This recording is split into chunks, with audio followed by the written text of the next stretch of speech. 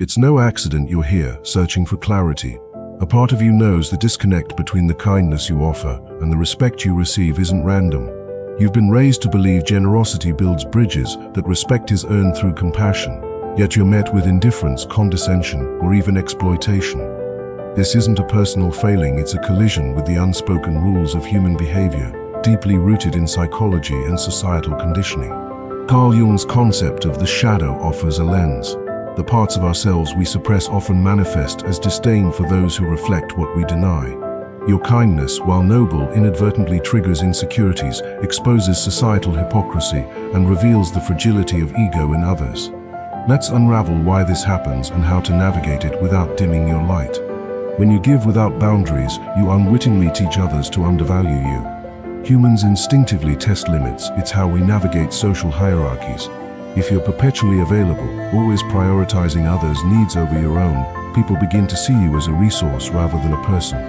This is the benevolence exploitation effect in action. Kindness without limits is perceived as infinite and thus disposable. Imagine a library that never closes its books, though priceless, become background noise. Patrons stop cherishing them because access is guaranteed. Similarly, your constant availability erodes perceived value. Setting boundaries isn't about becoming cold. It's about recalibrating how others perceive your generosity. A simple, "I can't take this on right now," or "I need to focus on my priorities today," isn't rejection. It's a declaration that your time and energy are sacred.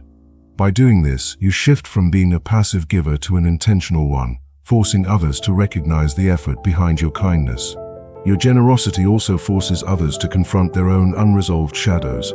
Many people armor themselves with cynicism, mistrust, or transactional thinking to survive past hurts or societal pressures.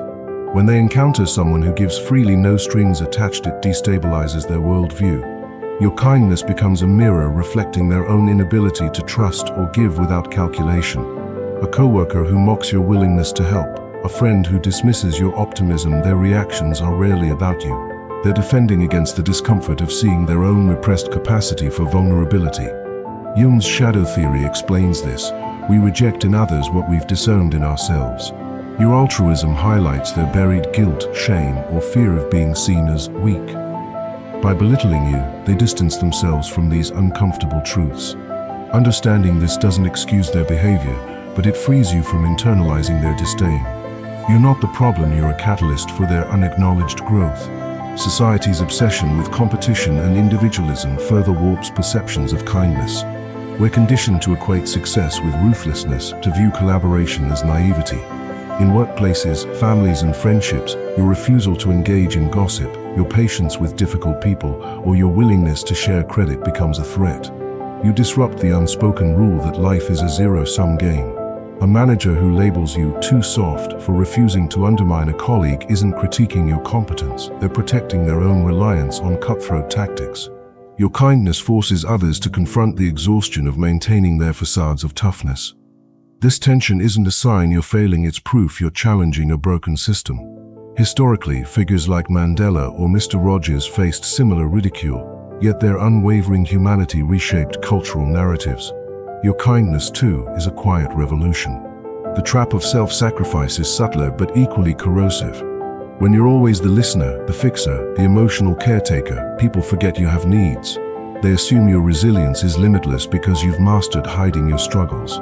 But suppressing your humanity to serve others erases your complexity, reducing you to a function, not a person.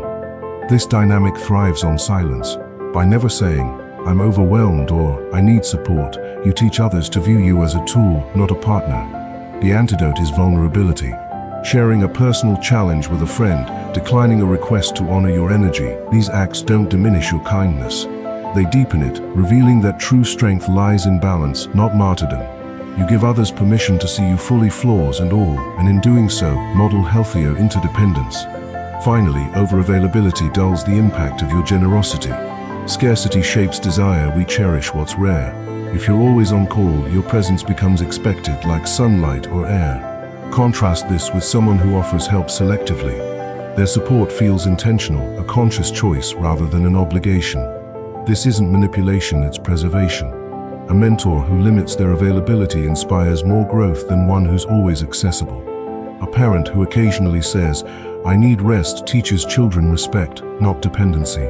By stepping back, you create space for others to miss your light, to recognize its value when it's not always shining their way. Protecting your kindness isn't betrayal, it's evolution. Jung's shadow work teaches that wholeness comes from integrating all parts of yourself, including the assertive, boundary-setting aspects you may have neglected. Let your no be as clear as your yes. Communicate needs without apology. The world needs your generosity, but it needs you more whole, respected, and unafraid to honor your worth. Kindness, when paired with self-awareness, becomes unshakable. It's no longer a weakness to exploit, but a force that commands respect, not through loudness, but through the quiet power of integrity.